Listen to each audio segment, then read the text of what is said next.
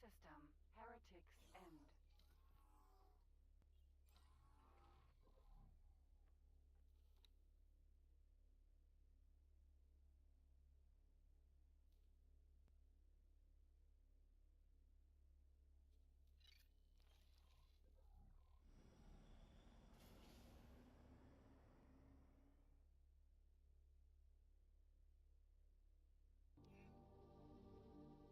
Autopilot engaged.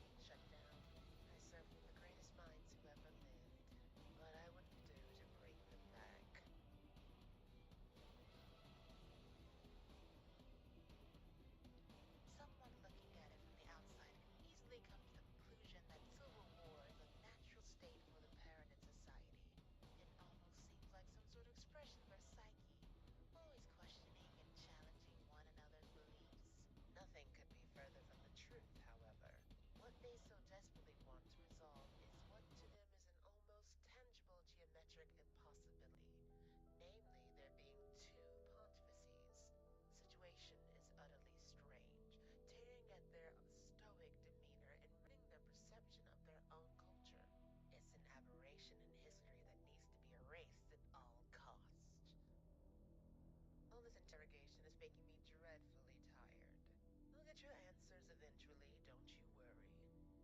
Now, about that little errand I mentioned, you should receive your instructions right about now.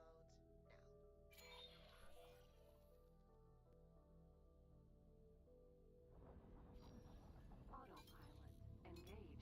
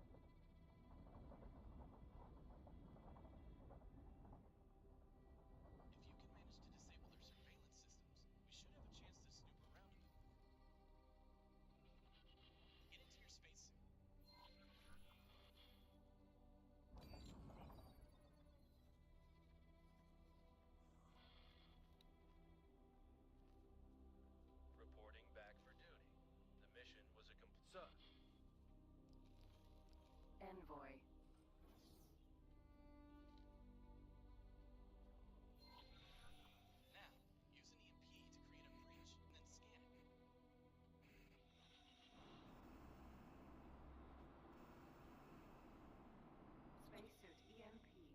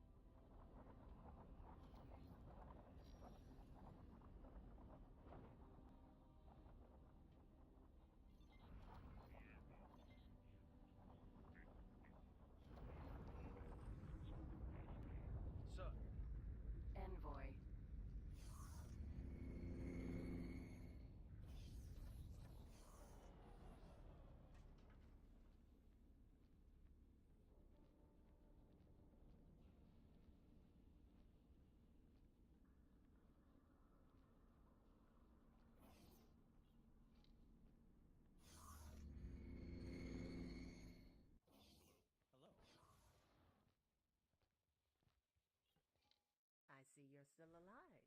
What a pleasant surprise. So that concludes your end of the bargain. If I remember correctly, that means I owe you a few more answers.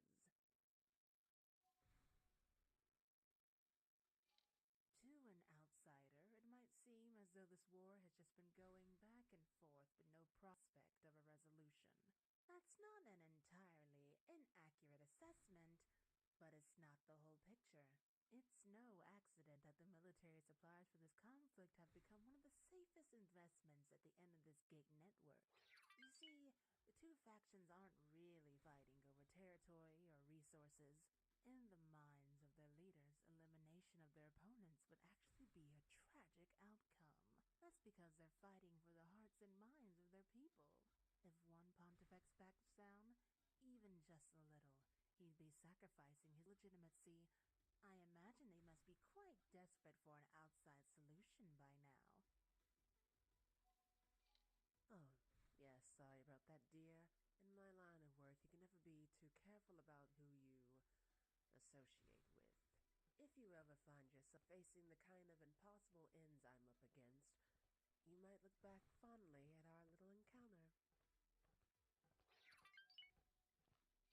An excellent question, my dear. The item you brought me has some sentimental value.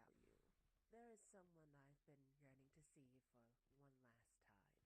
You've proven yourself to be pretty dependable, so let me add another piece of the map to your little scavenger hunt. If you do indeed find what you seek out there at the end of the galaxy, I might just let you meet that person too.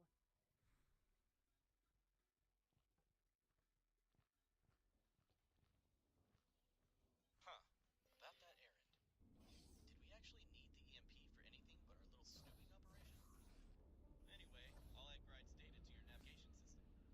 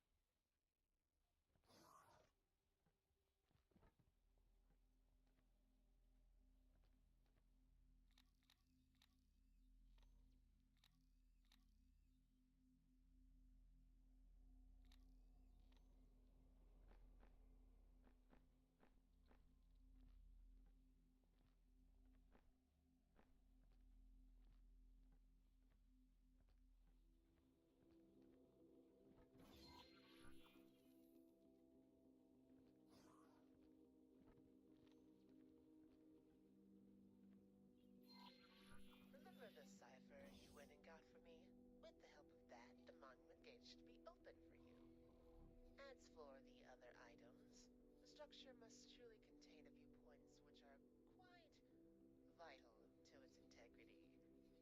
I trust you know what to do once you come across them. Return to me when you're done so that we can enjoy the spectacle together.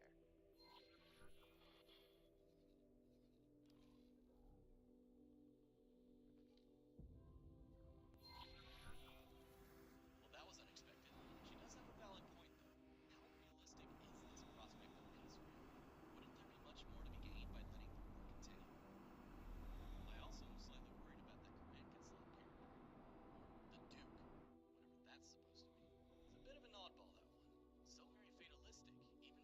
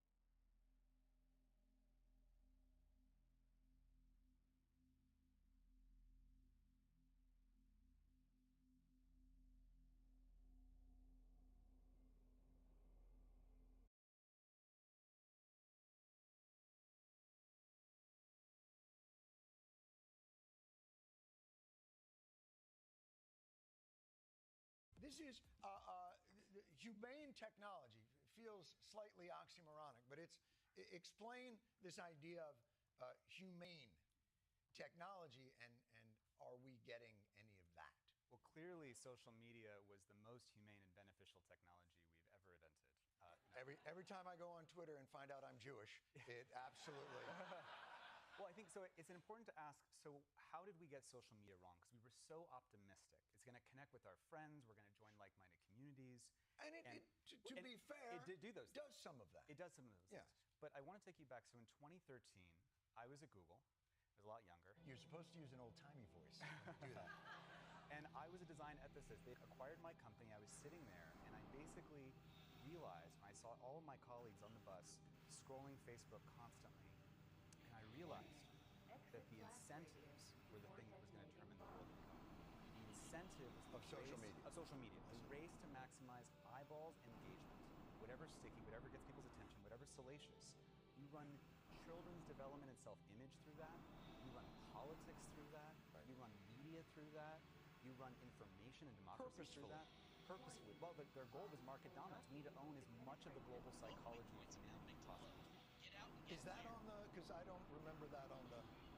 That was on the box. That's not on the masthead of No, it Facebook. wasn't. We must dominate. Yeah, well, so I think this is the thing. So the reason it's so important to get clear about this Yes. is that we need to get extraordinarily clear about which world we're going to end up with in AI.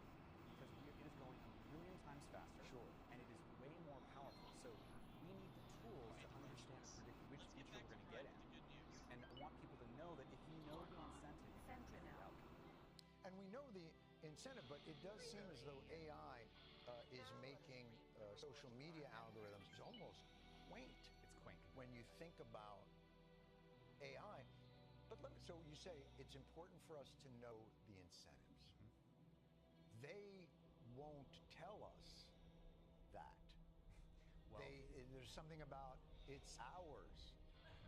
So there's shut up. democratizing access. It's available. No, so first of all, we should understand what makes AI different from every other kind of technology. Why is it so transformative? Why does Demis Hassabis, the CEO of Google DeepMind, say that it could be humanity's last invention? Is because Well, that doesn't sound good. that doesn't sound very good, does it? Well, I think there's actually Last anything doesn't sound good. there's The Holy Cathedral. A trap, apostate. All this effort, only to betray your kin and erase all of our futures. It appears that we're needed elsewhere.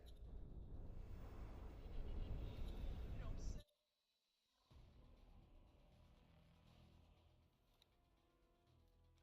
Hey, they're gonna kill him.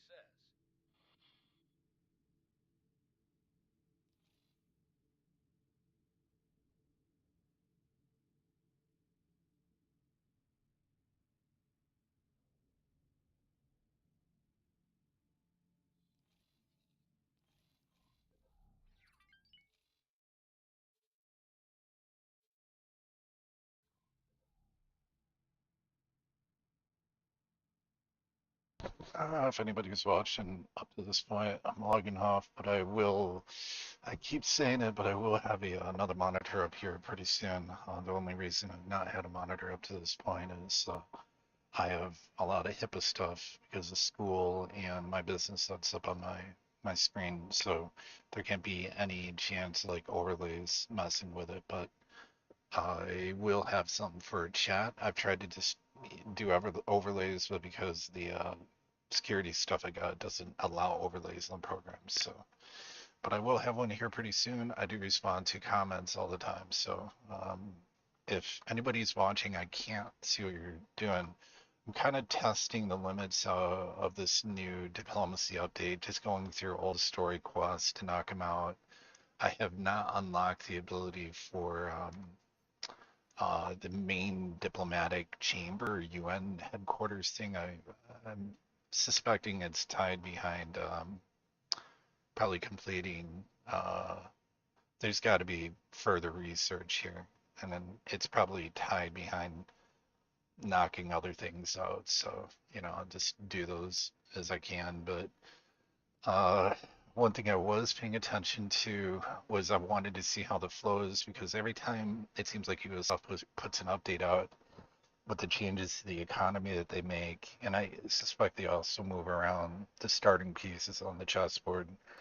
So the different factions have a different thing. But what I noticed here, as an unintended result, was Hop pushed into second contact too. They almost always invariably push out the Xenon. These dudes get incredibly annoying. Their voices, I swear to God. I'm just sending omniscience to get them like trained up so I can actually steal tech, because that's what I plan on doing with some of the factions. I like that they added that feature into to steal blueprints, although it really is not that much if you think about it. I haven't switched to money making mode yet, which is now going to be the next stage that I push into. So I got my Asgards, got the Earl King. Uh, I have the coordinates. Another interesting messed up thing is I peppered the area looking for the Earl King's uh, stat or blueprint locations, and I have all windfalls done, all avarices done, and I only found I think one data vault. So I had to do, if you're not familiar with it, there's somebody made a bat file. You can go off like an old save, autosave or something. So quick save your game, extract it from the autosave, and it'll tell you the exact grid coordinates of where because they're proc gens. You don't know where these. Let me see if I can find one real fast. These like proc gens data vaults, which are really, really. I mean, it's cool. You got to look for them, but it's pretty like there's one. But I suspect that one's on the plane. My suspicion is that they're way below. That was my suspicion. But I mean, what are you gonna do? Like put 8 million satellites up trying to find these stupid things? It's 900 meters X on one of them. I was like, you've got to be kidding me. One of them was like 700 meters above the plane. One of them was 900 meters down, which is just utterly ridiculous. I don't even know what the range is on these satellites, but they don't go down 900 meters. So it's really, really stupid. So I'm going to have to, unfortunately, do that. Other things I was going to mention, your game, Hop has always, always, always been, like, since I started playing this game, the temperature gauge for how well the economy is working and how they're tweaking it is because they're always in it. Uh, they're always fighting the pyramid. They got the Xenon, and then you got the Argon. So if they underplay them, don't make them strong enough, they get wiped out. If they overplay them, which is what I suspect happened here, I think they need to be further tweaked because they were able to push out the Xenon without too much problems and faulty logic while still full bore taking the war to second point contact. So once I saw that and saw Argon losing space, I'm like, how the hell is Argon getting just because now their shipyards are under attack. So I was like, why are their shipyards coming under attack? Uh, how the hell? I've never seen that at all in any of my playthroughs that Hop was pushing into Argon Prime. So I'm like, okay, I need to insert myself in and, you know, correct the issue. It basically what I found was this was here's your reasoning right here. So Hadvika's choice or whatever, the jump gate that pushes up into Tharka's Cascade, without being too spoilerifically fun, you do get to meet the Yaki if you know, whatever. If you do their quest chain to, you know, free Tharka's Cascade, this sector completely, Matrix, and this completely. It helps them out. They're supposedly supposed to start establishing bases. I've yet to see that. You don't even know how they can build a building ship. I should almost like buy one and sell it to them. I just thought about that. I wonder if you can do that. Just buy one, fly it right by their base, and sell it to them and see if they figure it out. Um, anyways, regardless, what this had the side effect of doing was Argon was losing insane amounts of defensive, so they were having to always have a heavy fleet here. And not to mention, this is I call it X41, like X4 Foundation's Super Highway 1, because it's the main trade route. You get wraps all the way around through just about every race's space, and if not, it's like a jump gate or two away.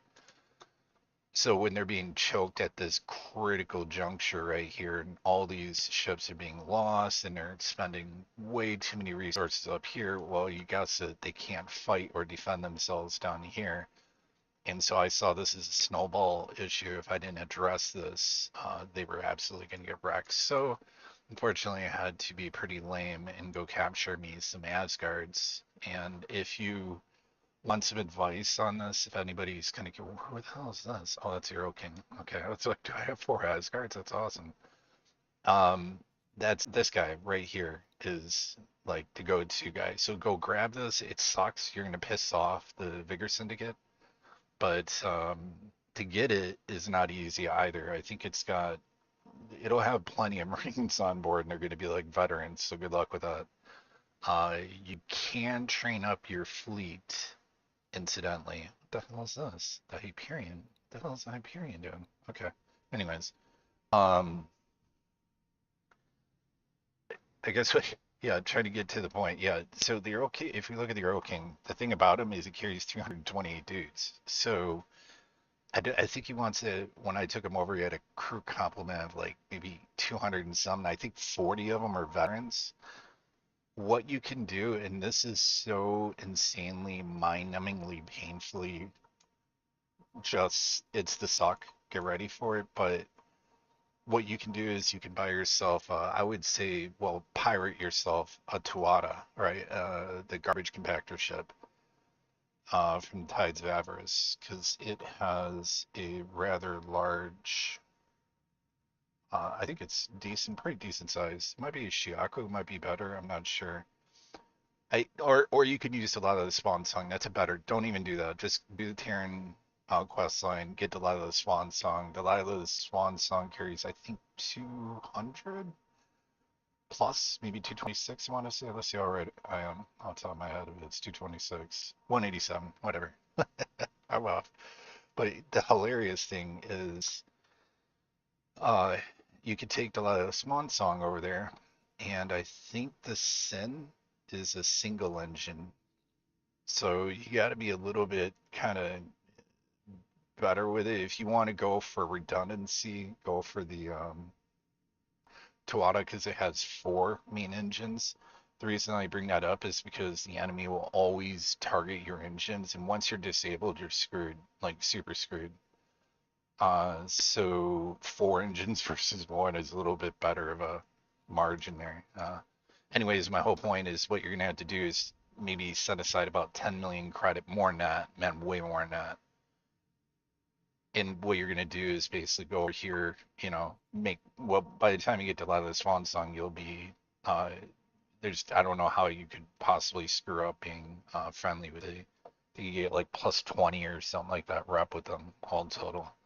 by doing these quests. But what was I just saying? Man, I am so tired right now. Uh, okay, so basically what you're gonna do if you want to get that shit, there's Captain Target Man right there. There's always an Asgard on patrol at the accelerator that leads from there to Venus, right? And it's in the moon sec quadrant. And if you have problems finding this gate, you got Mars, Venus, to the north, Mercury. It's this gate right here. But you have to be friendly with them and have accepted the promotion. Then what you're gonna want to do is make sure mission complete. So I just want to shoot this dude in the head. All right, so what you're gonna do is then basically, you're gonna be replenishing your guys here, but park Delilah Swan Song here. Then what you do is if you've got the technology, I want to say teleportation range, even one. Yeah, even one, you're good to go on this. But you just need an insane amount of money to do what I'm about to say. So basically, at this wharf, buy yourself two real garbage scouts, minimal loadouts. Send one to land here, one to land here. Make sure they're small. That way they land inside. That's the critical thing here. They land inside the shipyard and the wharf.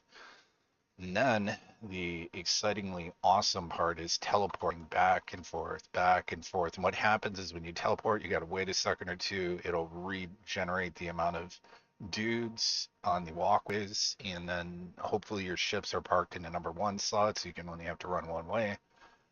Otherwise, you just keep going back and forth. Never hire the 3-star guys. They're not worth it. They're going to charge you $1 million, 3 million, 1 to 3 million for the dude. 2 stars, just go for them. Hell, even go for 1-star dudes because they're way, way better. Anyways, if you count your cards right and do this right, you could probably take over, maybe, big maybe air quotes, take over the Asgard on your first go. If you do want to take over the Asgard, you're gonna have to fire the entire crew on the existing ship, unless they give you good. I think you don't get any crew on Delilah Swan Song the first time. You can also attempt to roll the RNG. I don't think I've ever seen over 3/4 of a star for a Marine, so it's like they've not even completed basic training. When you hire crew and sign them as Marines, it's like they just grabbed a bunch of dudes, beat them upside the head, and then assign them to your ship or something. I swear it's how they crew your ship. But there'll be even dudes that have no skill as a Marine. You're just like, what are these guys doing? Like, are they pointing guns at their own heads or what?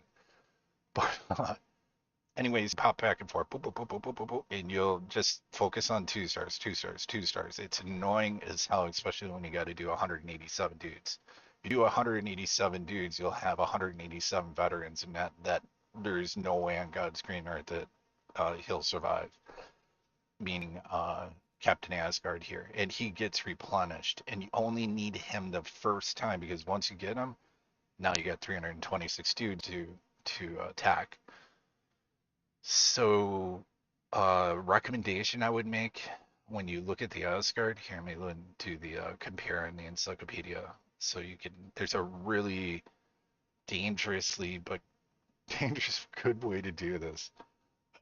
Just make a save before you do this, I guess, or I don't know if you want to save Scummet or whatever, but we'll look at the Asgard here. It's XL size Asgard. We'll just go to the high preset.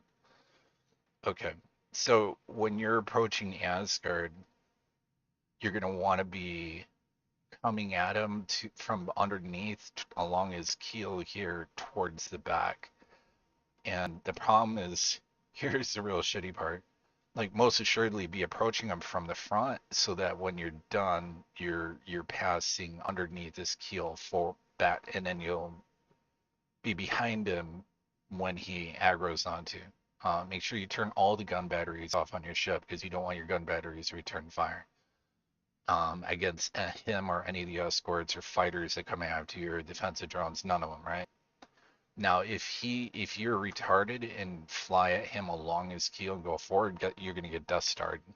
He's just going to straight up wipe you out with a one shot from this guy, the main battery. So that's why you want to approach from the back. Not to mention your boarding pods, you want to try to mitigate as many turret emplacements that can hit them. And on top of here, there's 4 turrets, so hitting them from the top is almost suicidal for your guys. Hitting them from the bottom, I'm not sure. There's not. I think there's only 2 defensive guns right here, small ones. And those are a lot more infected. These guys, the beam turrets, will get them. If you're lucky slash unlucky, I'll explain why in a minute. They'll shoot. They'll have bolters sometimes for some of these spots, which is kind of good for you.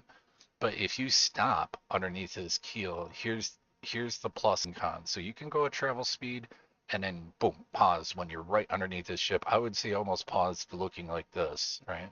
Some line these lines. And then you're passing underneath his keel so that his engines will be in your rear mirror. But you stop your ship underneath them and then start a boarding operation. Put everything manually to very strong so your boarding pods launch, right? You'll have a much better success rate of your boarding pods hitting them if you're fully stopped. If you're at travel speed, they're going to be strung out on a retarded ass long line, and they're just going to get utterly wiped out. So be prepared to lose like a lot of your troops. So I guess it's not a big deal if you're just soldier spamming him. There's a negative side to that, by the way. If you soldier spam, I mean basically use all your soldiers, deploy them. They're gonna get killed. There's no way in hell that there enough of them will survive to get on board that ship and kill the ship. So you might as well just use the scrubs that they beat up on the docks and assign to your ship. And the hilarious thing is they're Terrans, by the way, because you're going to use a Terran shipyard to just keep replenishing yourself until they run out of soldiers, which you will do, because here's what's happening. You're basically giving the crew experience. So the Marines on board they just, boop, that's not what they've got. Basic training and whatever things they've gone through uh, when Earth made the ship and assigned them to it. And that's it. But every time you attack them, they're going to get stronger. So you're going to wonder why you just killed 40 of their guys, and yet their boarding resistance is higher. Well, it's because you just turned half those dudes into Master Chief, as I like to say. So the elites are straight up like Master Chief. They're going to wipe out like 25 to 50 of your dudes, like no problem, right? They'll be like banking shots. Your guys will be shooting themselves in the head and stuff, trying to figure out what's going on while they're banking shots and playing games like who can running like kill streaks with each other and stuff. It's a guy like the Spartan Halo crew just mopping your ragtag ass dudes up. And then what's even worse is they'll probably have a couple of dudes with them that are like the equivalent of like spec ops, which are the veterans, and those dudes they'll be like teaching how to like fit into their Halo armors. Now that's why soldier spamming these guys is probably not a good idea. So yeah, get the veteran guys, park yourself underneath them, launch, and then this is what you gotta do.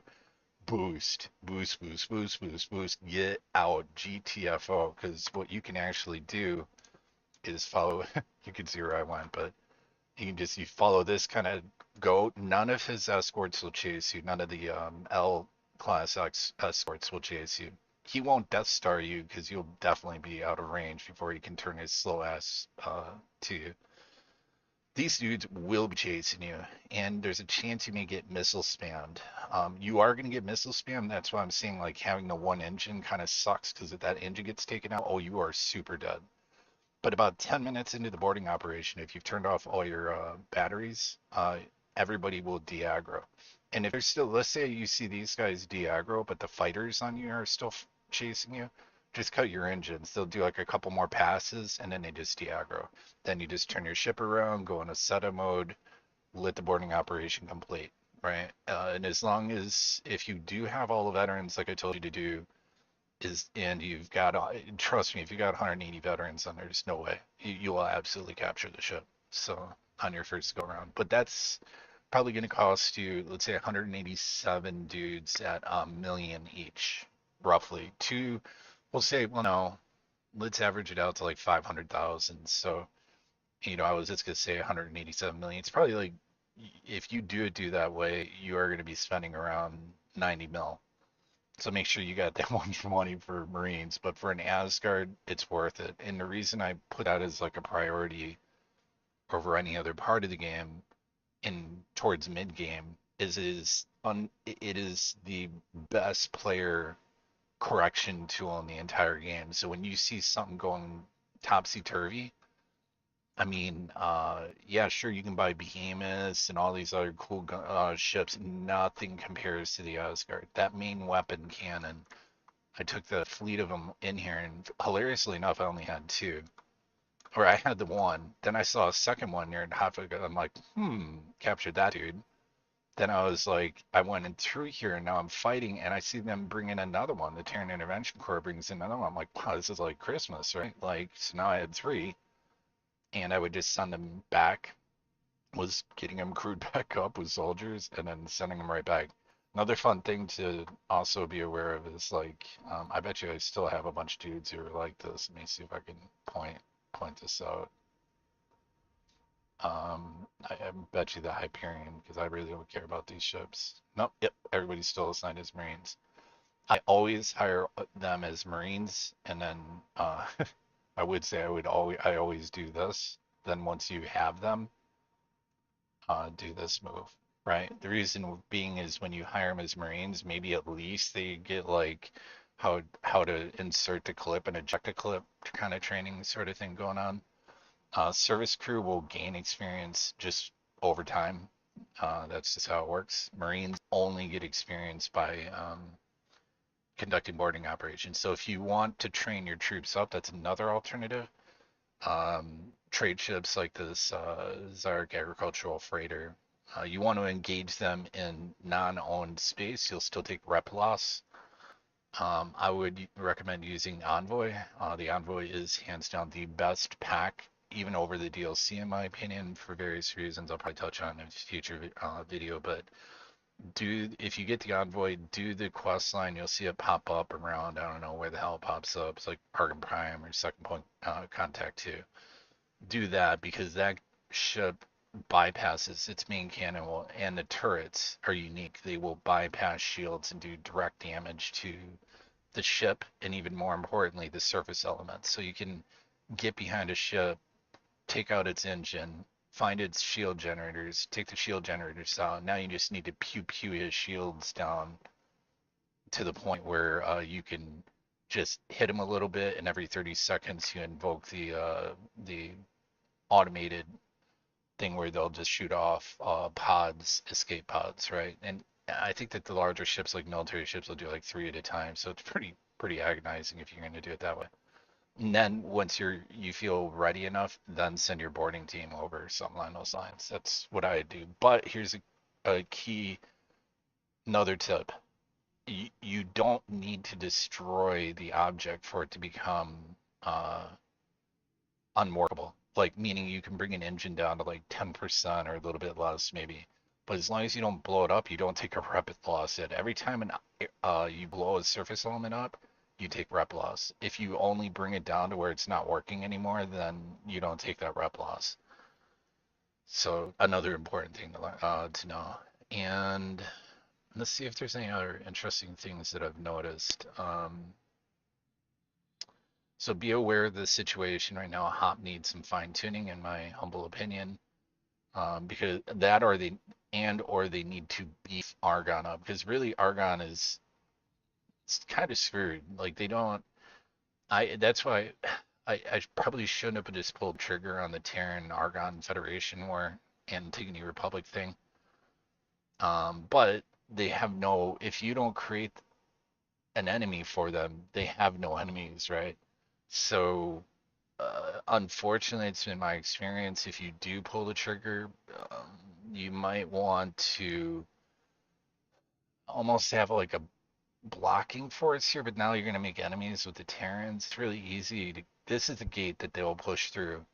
From some idiotic, retarded reason, the Antigone Republic thought it would be super smart to place their two most important shipyards right near the Terran gate, right? Like I don't understand it because invariably, guess what's pumping on it? Sins and Asakas are gonna come out of here in mass droves very shortly. And oh wow, they actually built my ship finally. Um, so yeah, I don't know what to say about that. These bases will absolutely get wrecked, and they'll take this sector over, and then they'll be pushing into here as they're trying to catch their feet, and it's just like they just get steamrolled.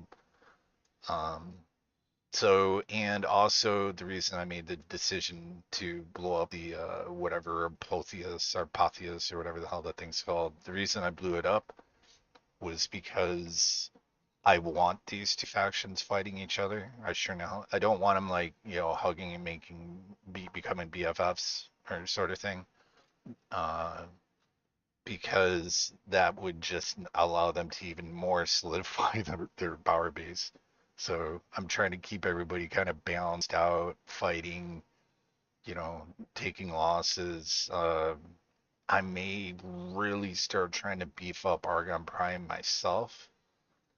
Um, just because, I mean, they're pretty screwed right now. Well, no, they lost the least that thing's back up. I think they lost that.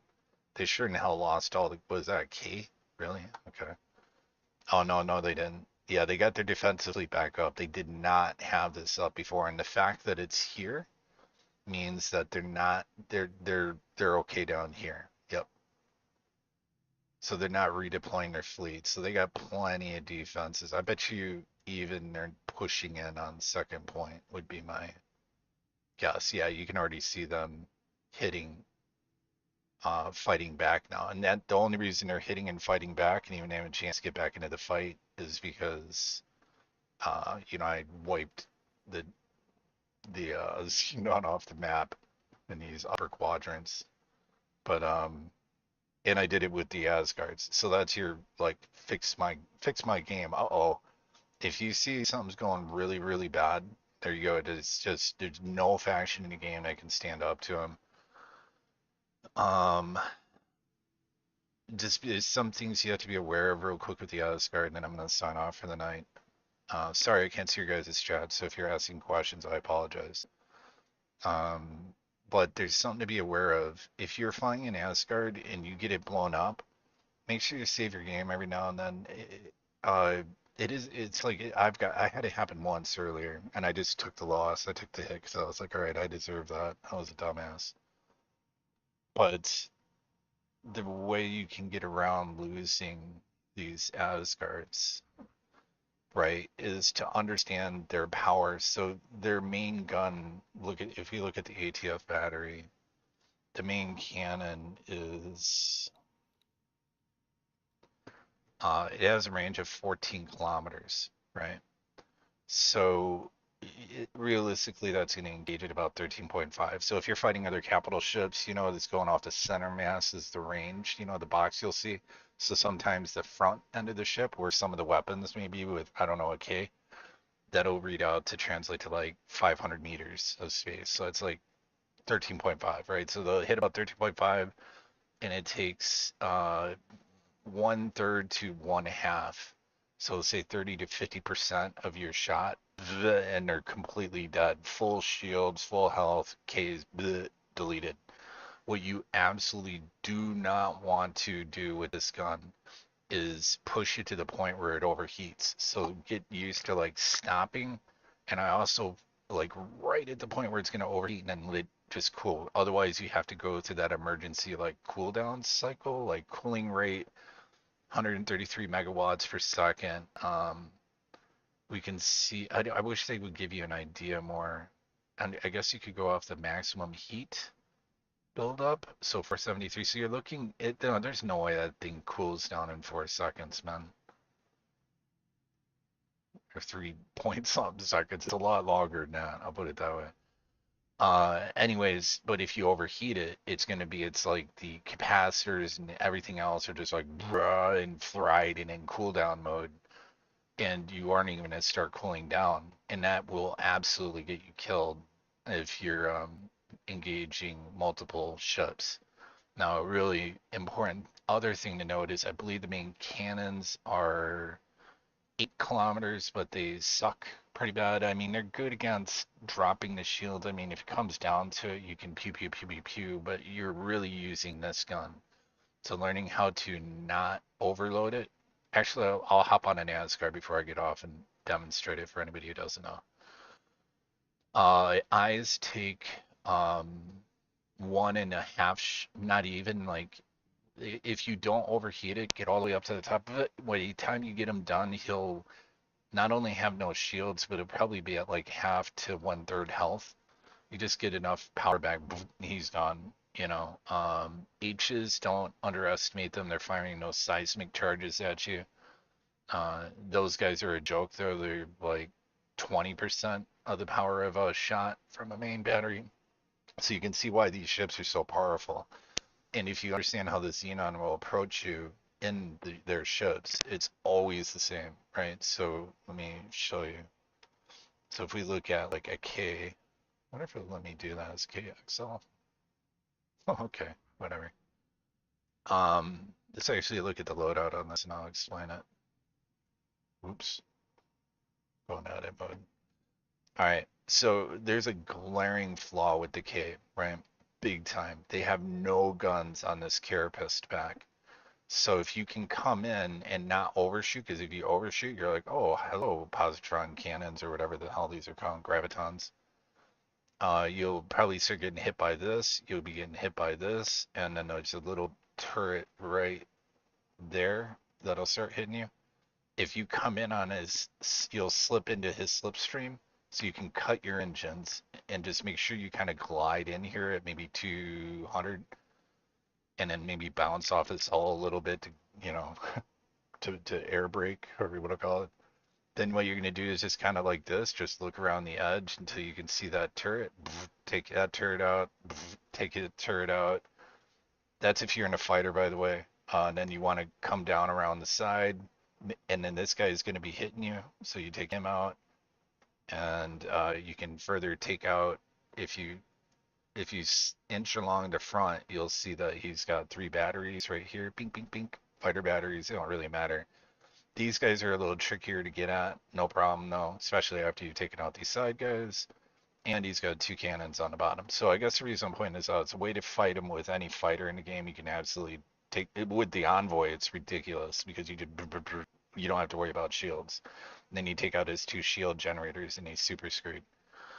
But because the designers, Ubisoft knows how these guys fly, they will always come at an angle like this, right? Or ideally they want to be like this. Why? Because there's all 4 of their graviton cannons can fire at you from above, whereas if they come in at you straight on, maybe 4 of them, if they're coming at an angle, only 2 of them, but if they come on top of you, you're getting all 6. If you're in your Asgard and you aren't anticipating this, and that guy gets parked right over your head, you're gonna start taking damage pretty rather quickly. You'll see maybe batteries starting to get knocked offline and stuff because Asgard is like the slowest moving ship when it comes to changing its orientation, its nose. So you'll be lifting your nose for like 5 minutes as you're just watching graviton beams hit you or burst. So you just back up. So the smart move is back up. If you see them flying at you, just know that it may look like they're coming at nose on, but they're absolutely aiming above you. If you look at the eye, same sort of situation, kind of go with the default loadout. Little bit different on these dudes, as you can see, like they've got their main batteries all at the top here, but they also have ones on the bottom. So it's still like definitely not a good idea to come at these guys from the bottom. The back right here is what I've had the best. You only have to, I mean, it sucks. You have 4 turrets here, but you can kind of mitigate that as long as you come in at like an angle like this and then stop right there. And then you've got a hell of a job to clean these up. Or you could just use your Asgard and just utterly wreck this dude. With less than 2 shots. My God, look at all those weapon emplacements. Anyways, yeah, the Asgard can. I've in one of my videos not too long ago, you guys will probably see where I took out the. If anybody was watching that, you'll see where I want to say Matrix 7. Was it Matrix 7? Yeah, it was Matrix 7. Oh, look at that. That's cute. They're trying to build a defensive base. Um, they had, I think this is where their first shipyards were. Let me take a look at this for a second. Yeah, this is where their first shipyards were, I believe. Anyways, the first shipyard is where you're gonna have the insane amount, and it was here too at Savage Fair. That's wrong. I came through here. I remember this epic battle. I mean, epic. It was crazy. I mean, it was. I want to say one eye, and the eye came from behind me. Because here's the crazy thing: once you start engaging their forces, they're gonna put like a general call out, and you'll have dudes coming in from wherever the hell they come from, but they'll be transiting the gates behind you. So you'll be in the middle of a fight, and if you don't have that situational awareness right going on, you're super screwed. Another word of advice: I would hop from Asgard to Asgard because don't trust the captains for heaven's sake. They will absolutely. You tell them to attack a base and say bombard it. They're going to be bombarded with the underside of my ship as I fly over it and absolutely just get wrecked. So if you start to see your Asgard captain, looking the window of the, or I guess licking his console because he's not near the window, but you see him looking the console of the ship, then which you can just infer from the fact that he's flying straight at the defensive batteries of the station, or if you tell him to engage an eye and he's just like turning the side of his ship to the eye, and you're like, wait, dude, your main gun's on the front. Uh, quick teleport over to him and just fix the situation yourself, and then just get out. But the problem is, I will only use the I get used to using the number 3 key. I'll set my weapon presets up, so I'll show that real quick as I teleport to an Asgard and I'm hopping off. All right, yeah, let's go to this dude. So this is like my QRF group, like when things are going sideways. But all right, yeah, this guy sucks so bad. How many? Yeah, okay, sure, buddy. Is that his piloting is that high? Sure, or morale? Okay. So if we look at my weapons setup, I always have my all weapons assigned to attack fighters. In my humble opinion, that it's pretty retarded for you to be firing at anything other than fighters with your turrets. They should be doing turret work, and you should be doing the heavy work. Um, then what I do for my weapon loadouts is this is the number 2, number 3, number 4 key. Number 4 is safety. So like, I always do with all my ships. I'll make the 4 slot empty or I'll leave it empty. Not populate this because that way if I'm going to land at a ship, I don't accidentally fat thumb the keyboard and hit spacebar and shoot which would be pretty bad with the Asgard. So what I do is I have the number 1 key is go time, everything. Number 2 is the main batteries, but not the ship's main cannons, not the main ATF battery. And then number 3 is just the ATF battery. So let me show you what happens. That's not what you want to happen. So you see what I'm saying? Like it took an extra second. You would think, oh, and on top of that, watch how long it'll take until it's orange, right? So it's like an emergency cooldown mode right now. If you can imagine, there's probably a bunch of dudes like dying on fire and you know, engineering just exploded, like some section of engineering just blew up, and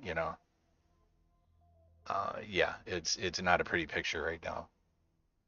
But you see how like ridiculous the time cooldown is on this, and it won't be even fireable until it's almost near 100% clean, cooled. So during this entire time span that I'm sitting here talking, you're vulnerable. Whereas if you play it smarter, you're not. You can get these little trap shots off. You just got to time it just right. So I'll show you the opposite of what I just did. Okay, so that's when your gun becomes fireable again, right? So instead you just do like that and stop, right? Even you don't need to get that close, just chill because you can fire again, right?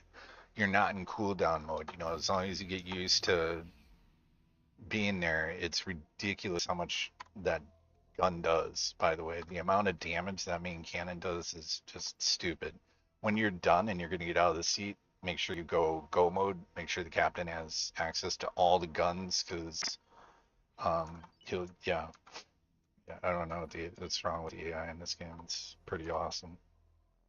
Um, and yeah, that's about it for now. I would say anybody also starting the game off, focus on silicon wafers. I'm trying to think of really fast advice to give, then I'm half brain dead. Silicon wafer factories, I'll do a video on that pretty soon. This was just from the Terran conflict garbage. But then once you're nearing mid game, you're gonna oversaturate the market with silicon wafers, even with two of them. So I've got one here and one. Their not other perfect spot is the first one you should have should be in Smiths too. Put it right about here because you're close to everything. You're close to the highway, but not getting rocked for the price for your plot to be in there. I go 55555s all the way across the board. You got an accelerator here, you got a gate here, you got plenty of business here, and your people trading for you are coming off that very short distance. And this might cost you like 2 mil tops, and depending on how you nudge it around a little. Now I can already tell if these guys We have aren't reports of an outbreak of argon flu in this sector. okay. Would all visitors please report to the medic bay for inoculation? I was just gonna say I can tell that the silicon wafers. I've now ran these things into the ground. So when you in the early part of the game, these will be about 340 all because nobody's making them. Once you start saturating the market, these are going to drop down to 180 each. And then that's when you have to pivot and move if you want to keep making money. So the pivot move you can do is to simply turn your trade computer on and then just kind of look around areas that you plan on working. And I'll just kind of, well, I wonder if it's been addressed. Remember, this is like a simulated environment. No, okay. Weapon components are still an issue. So, well, apparently not for these guys. Let's just put weapon components all filtered by that. So they're actually being sold down here by the pyramid. And they're, wow, they're selling them here. But they're sure in the hell not going to remember your target. So Hops at war with Argon, so they're not going to make them for those dudes. So these guys are pretty screwed. I mean, they're barely hanging in there, which makes sense. So they're being starved right here. I mean, 260 is nothing for an entire empire to be using, right? So, did they got another? Yeah, they got another one down here.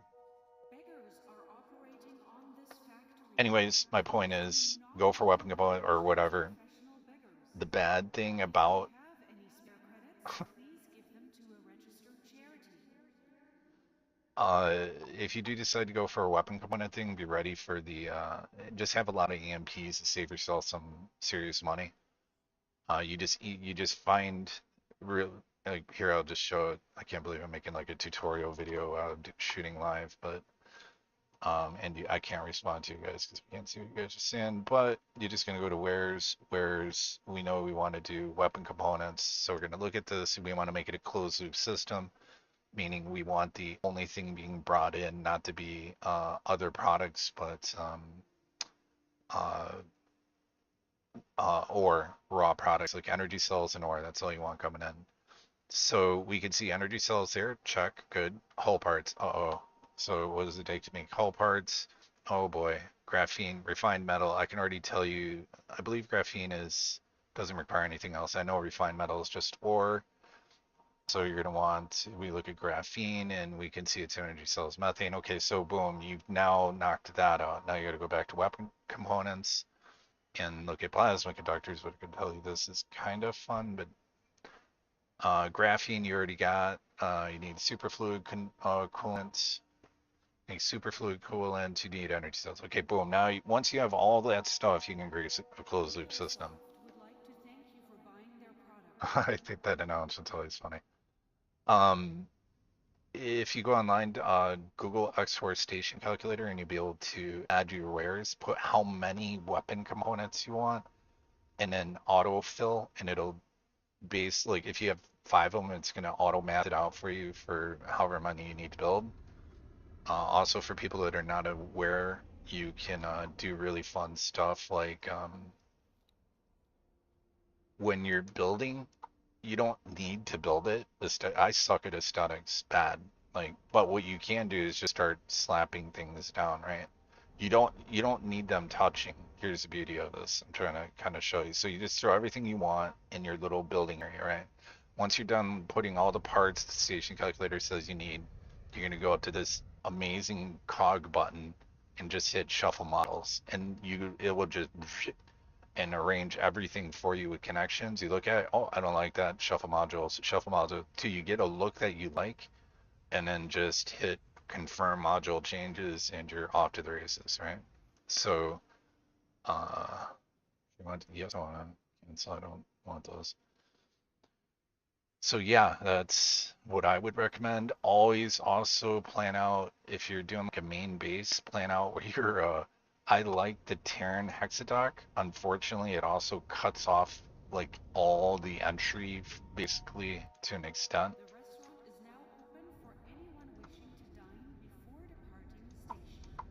Cool, can I get money for people doing that or like what the hell? All right, anyways, Um, I just made these all defensive platforms going up, but they're not populated. So that's another important thing to know. You're not at war with anybody. So why the hell would you be buying turrets? You're just wasting a boatload of money. Later on, you can go back through and just assign turrets on your stuff. And in turn, you can assign defensive fleets or uh,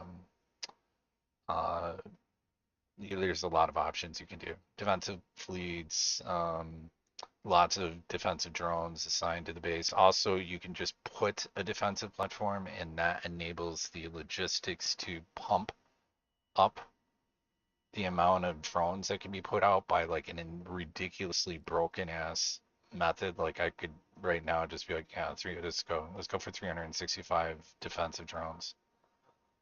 And one final thing on that, if you are going to do drone swarm attacks, like defensive stuff, then you're going to want abs. There's nothing that can beat this. The 4M 10S, Incoming ship. Docking crews to stand by. really? Like there's 8 million ships always talking. Okay, anyways, the thing that's important about this is it has 10 landing spots for small. That's where the defensive drones launch from. So if you put like 3 or 4 of these, that means they're going to cycle 40 defensive drones every time they have to deploy, which is pretty funny to watch, right? And also to watch them start to recover them, and then because they're just if you're in war mode, it's just funny. You're just like nonstop seeing recovery and launch operations happening. But yeah, I'm trying to think of anything else. Envoy is super important. Hands down the best M class ship in the game for so many reasons. It's just ridiculous. Not to mention, should support EgoSoft for I don't know, like for the first history thing in their game where they fleshed out the interior completely, and it's really nice. It's surprisingly amazing. Uh, and I want to encourage them to please keep doing that because it's awesome. Uh, let's see. So lots of O's here. I'm really tired. I'm just not off script. Promise, guys, I will get. I've been saying that for a long time for live chance. I'll try to get some up, but I will be putting out a. Yeah, well, good for you, buddy. All right, I don't care.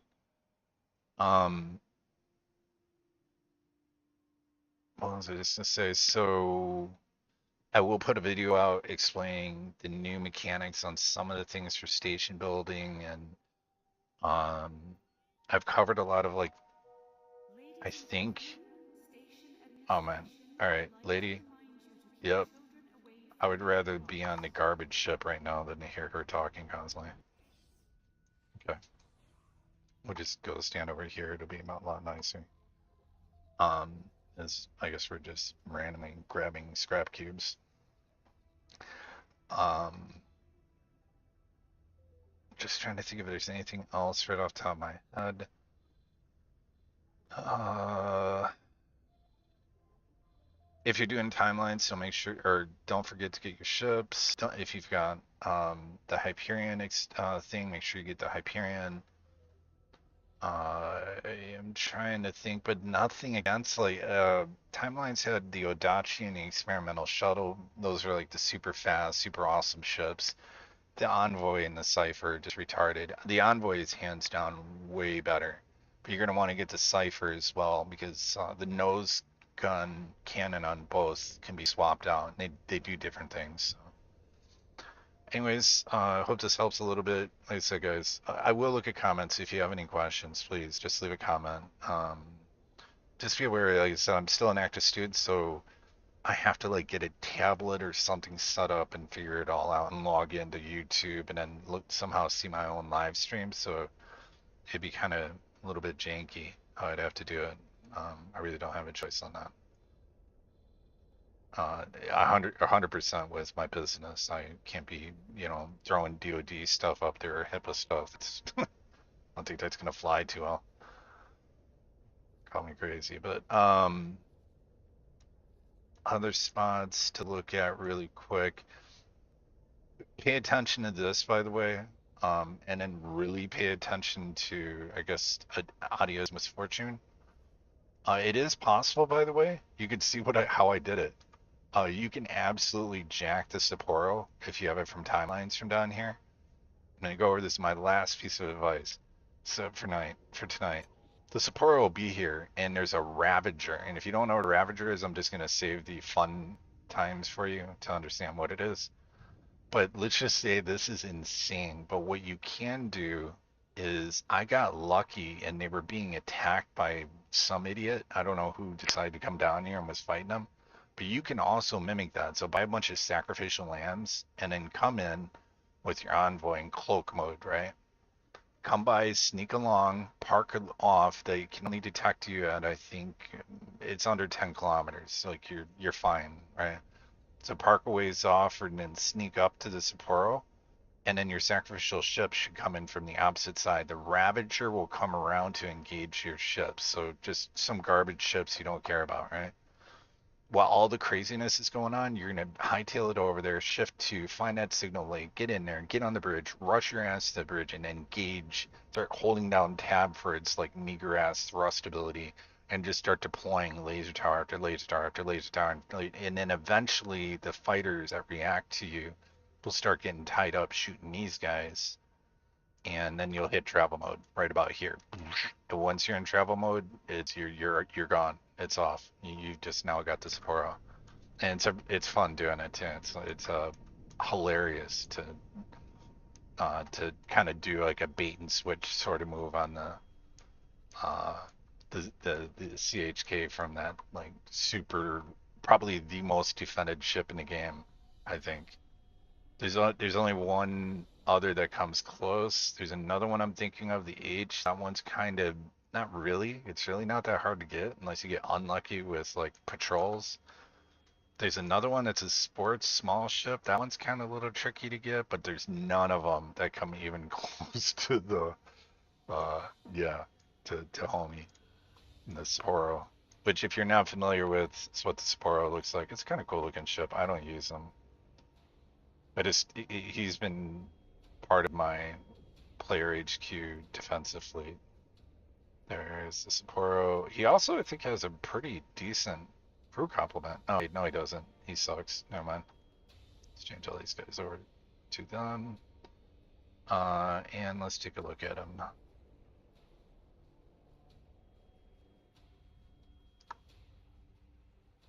Ah, gotta be kidding me. I hit escape. Like an idiot. So that's the Sapporo. It's got like a centrifugal, like, gravity system going on, or I don't know what the hell is up with it, but cool ship. I think it's got some sort of unique. Its main batteries are, I want to say like a missile launcher or something weird like that. Let me look.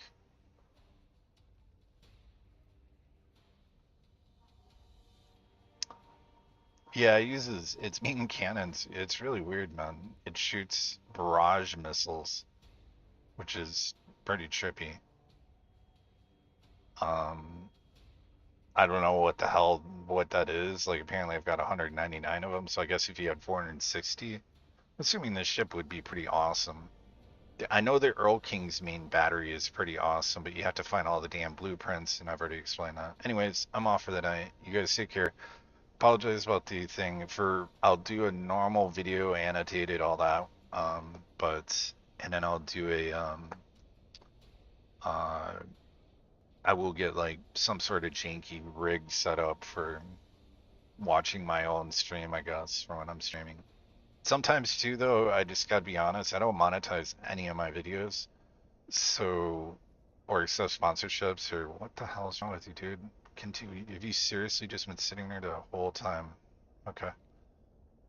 Um, yeah, I don't monetize any of my videos, but I respond to all of them. So, um, if I'm sometimes, oh yeah, if I'm playing late, I just like to show people what I'm doing, or maybe give them a chance to see the game as it's being played. And so that's why I'm streaming, but sometimes I just don't want to talk to people. I mean, I'm sure we all relate to that. So, but there's times I do want to, like, but man, like lately, I now have two businesses. Trying to be watches my channel, knows about me. My two businesses I'm working on, and I'm a grad student, and it's pretty brutal sometimes. And yeah. Anyways, take care, guys. Happy gaming, and I'll catch you around.